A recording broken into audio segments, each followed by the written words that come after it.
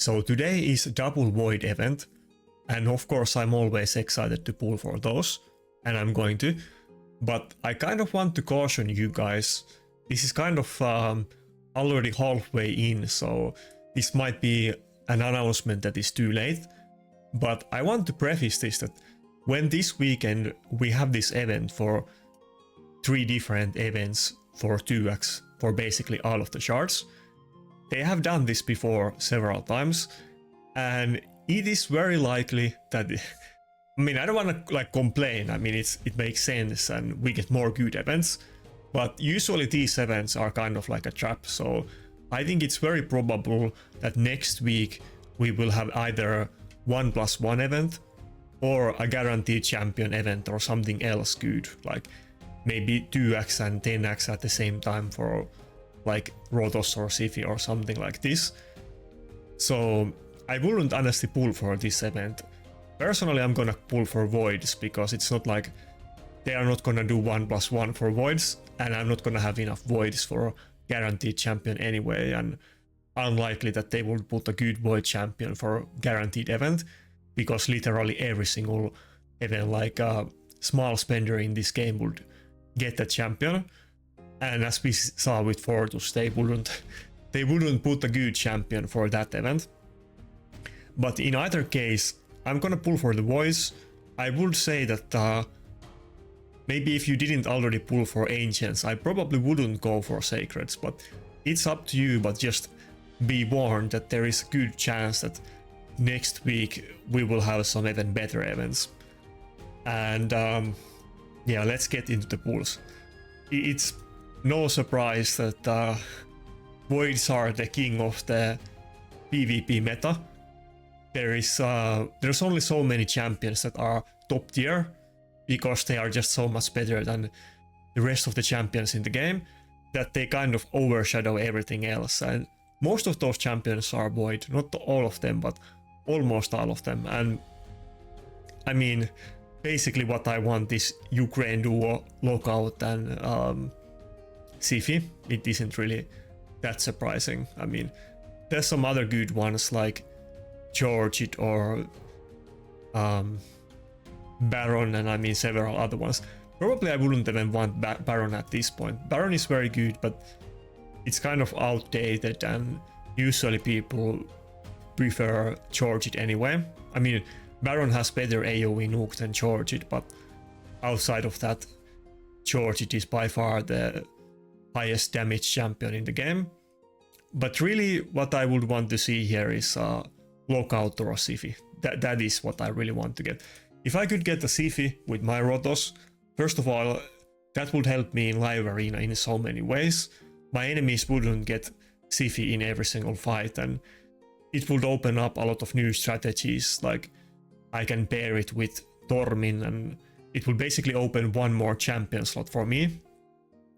Because currently every time I want to use a defense scaling nuker, unless they do self-defense buff like Staldus or Ragas, which I don't have, but let's say that I want to use a Tormin against enemy, I don't have a reviver that does it, so I will have to use something like Mithril and Helicat, and that takes up an extra champion slot, and I can't really decide on the fly that okay, I'm gonna go with Tormin instead, because I need to have at least 2 champion slots, and if I pick Mithrala, then enemy team probably suspects that I'm going for Tormin, and Mithrala does Hex herself as well, so they are probably gonna adjust their team and get some kind of immunity and cleanse and try to have 2 of them that I can't ban their only immunity in team. And of course Rotos wouldn't get CC'd because of Siphi passive, and it will make my classic arena defense way better as well, and classic arena offense as well. Siphi has this very good synergy that since Rotos can't get CC'd by anything if you have Siphi in the team, when Tara's counter, there's so many passives that it might be a bit of confusing, but Tara's counter attacks with his A2 every time that you attack Maritzka. It has no cooldown, and if Rotos hits Maritzka, then Taras will always hit him, but he can only do 50% of Rotos max HP because of his passive. And the A2 also stuns, so normally it's an issue, but if you have both Siphi and Rotos in the team, you can basically A1 the enemy Maritzka, then the Taras will hit your Rotos, give you extra turn because of Rotos passive, and you won't get stunned because of Siphi passive. Now, you will lose 50% of your HP, but also Siphi passive will heal you every time you get a turn, and you will heal from like masteries and other effects that you have with Rotos. And that way you can basically abuse the Ukraine duo and get extra turns. It doesn't work if they have UDK, which most of the defense teams have, but lately because of the init strategy, and I guess also partly because we got that new super OP mythical champion, Grixia, who is basically like a buff stripper, cooldown resetter and lockout champion all in one. Because of her, a lot of people are using her and other options instead of UDK, so every team isn't using UDK anyway anymore. Like maybe half of the top teams are, but if they don't have UDK, then the Rotos and Siphi combination would be very good, and I would probably drop using the init strategy, or I would use it a lot less if I did get Siphi, so actually it would be very good for my offense as well and not defense. That's why last time I was pulling for the Siphi 10x when people were wondering why I didn't save for Maritzka or Taras. That's why I rely so much on Rotos. Rotos is a good champion. I have excellent gear for him, and I could actually get so much use out of Siphi, both for offense and defense, that it might even be better than just getting a lockout or getting either Taras or Maritzka, unless I get both of them. But probably Siphi is my most wanted champion, but any lockout or Ukraine duo would be nice. Charge it, I would be very happy to get Charge it, but I wouldn't really be able to use Charge it that well, so it wouldn't be my first choice, but that's basically what I want. I guess Su-Chen is very good as well, very meta, one of the top champions right now, but usually it's paired with Charge it and you need a speed team, and it's kind of like with Charge it that I wouldn't really be able to use this champion well, even if I did end up getting it. But enough of that, let's get into the actual pools and see what happens. Let me get a drink in because my voice is dying. Good Christmas Monster energy drink, not sponsored, but shout out to Monster anyway. I think I'm just gonna go with 10 pulls. I hate when people do single pulls. I styled the video enough anyway, so let's not do that BS, but let's see the entire pool instead of canceling the animation. I don't really care for anything else. I mean, all of the epics are kind of beneath me. There might be that for some content, some specific ones will be super OP. Actually, maybe I could use a second Shamail, but nothing of the epics is really a big deal for me, so yeah, let's double check that the 2x rates are in. To be fair, I have only 40 charts and I got legendary the last time, or I got multiple legendaries the last time that we had the Void event, so I'm nowhere close to pity pool. So I shouldn't expect anything, but of course I'd rather be optimistic and say that we get a Siphi today, so come on. Also, there has been a lot of negativity, mainly by the CCs, well, not mainly, but kind of like encouraged or started by the CCs, but in the game regarding Plarium and this kind of stuff. And I mean, I don't disagree with it. I'm always complaining about stuff and so on, but I think sometimes people's outrage is kind of misdirected. I don't think anybody should really be shocked at this point that they were selling the champion pass and it wasn't free and it was actually very expensive. I don't even know what this champion is. I think it's a new one. Let's check it after this, but yeah, kind of anticlimactic, but what do you expect with 40 words? Wait, is that a skinwalker? What faction is that even? Okay, so wait, what was I saying about? Yeah, like everybody was complaining about the Xena Pass and so on, but I think a large amount, probably most of the people that have played this game long time, have spent at least some money in the game, either like monthly game back or whatever, Warrior Circle pack. Like me personally, I checked, I think I have bought, or I have bought 2 different packs this year. I have bought monthly game back on February and Warrior Circle pack on February. So it's not like I have spent an insane amount of money, but I'm not against spending either.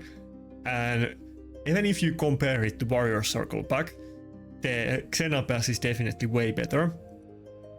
Wait, actually, let's look at that before this.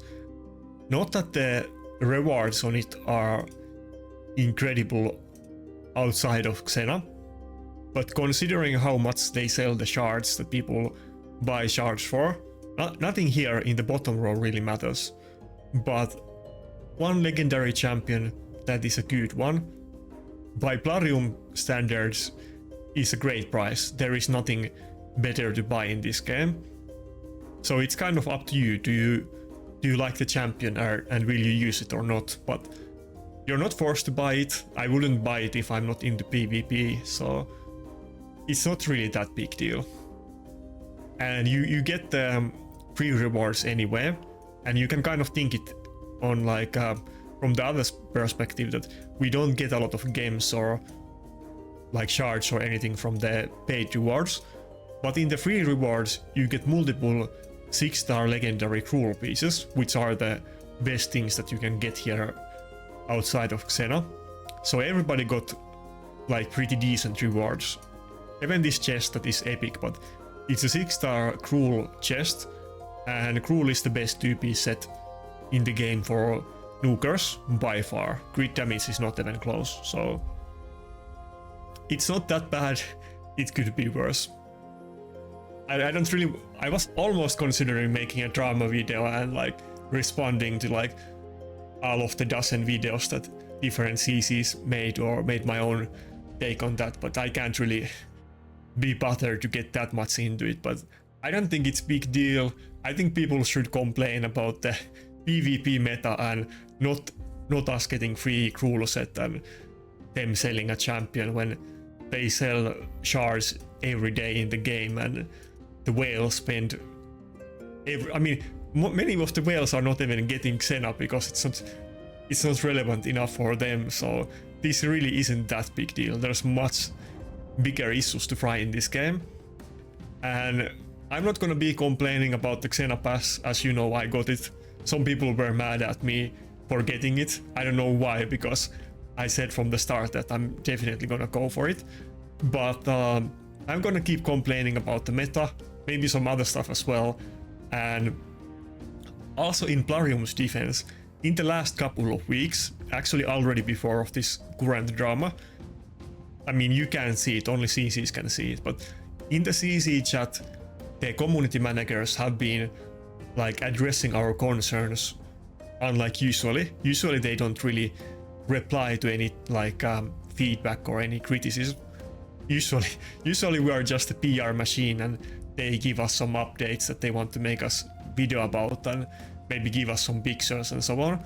But they were actually engaging with us and about the in-game issues, and they were saying that like some updates that are coming, that Angar is getting buffed and they are planning to do more champion buffs next year, and they know that it's like something that they weren't really focused this year, and they are like planning to address it, and several other things. So I feel like it almost felt like things were getting better in the last couple of weeks, but it's a big company. The community managers are just community managers. It's not like they are in the charge of the balance or the game, so I'm not really getting my hopes up too much, and it's not like they can really make too much difference even if they want to, so it is what it is. Also, I mean, I'm sure some people are gonna get mad about this, but like all of the CCs that are complaining about Plarium selling Xenapass and selling shards and whatever, they are playing other mobile games, and I don't really want to like, I don't know the specifics, but probably if they are playing another mobile game, likely they are getting paid for it. So it's not like they are not trying to get money themselves, and they are advertising other games like directly that also do gacha like Raid, and they are playing Raid that does gacha, and just by the fact that they make videos, even if they are not sponsored, they are promoting it. So I feel like some of the CCs are maybe getting like too much on the high horse and shaming people for spending and whatever. I think it's not that big deal. I'm not a huge spender, I don't hate spenders, and I don't hate free-to-play players either. Also, there's a lot of whales that hate free-to-play players, and even in my clan I get shit all the time for not spending enough in the game, which I think is dumb, but it is what it is. Anyway, that's all of the shards that I had, and I don't really recommend, or I urge you to consider if you want to pull your sacreds tomorrow. There might be some better event next week, and that's all I have today, so good luck and see ya.